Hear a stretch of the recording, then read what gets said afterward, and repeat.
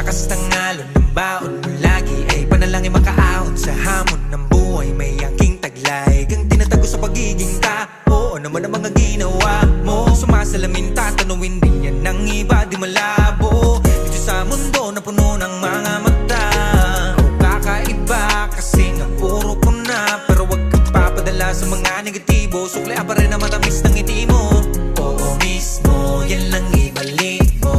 Mula nang makita ko ang isang liwanag na mula sa kalangitan, hawi ang mga ulap, tumigil ang malakas na pagbuhos ng ulan. Ngayong nakita ko ang anghel na tunay mula sa kalangitan, naging ang mga ulap ang pag-asang matatapos din ang buhos ng ulan.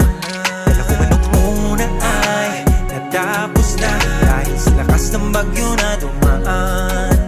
Yung pala lang nasimula na paina kung bakit ako ay iyong nilalang.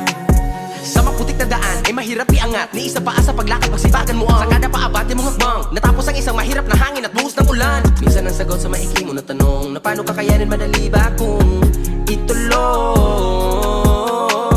Di mo ba naisip na dapat ay sa minsan manahimik ka? Di na kailangan malaman nila ang mga plano mo na inihanda. Huwag mong palipasin ang apoy na siyang liwanag sa dilim at pagbabaga ng paligid kung ikay lalamigin. Kung para kang nakukulangan ng lakas ng loob, ang bakas sa noon mo'y tagumpay na buo. Malamang ay di ka na din magising sa tuwa sapagkat sinasarili mo ang iyong mga dinadaing sa tuwing iyong nadarama ay para ding patalim na sa'yo inamba. Huwag na huwag ka dyan mag-alilangan sapagkat yung unos ay tatawid lamang upang malinisan ang daan mong lalakaran. Naraw na magsasabi sa iyo ng ngiti lang. Papalamon ba sa takot ang sagot dyan? Di rin. Dating purgatorio naging garden ubidin. Di man aminin, di ka silipin. Ramdam mo na ba sa lungkot di ka alipin? Pinapadapa, sinasalantaki, nawawa ng di nadarama. Ngayon alam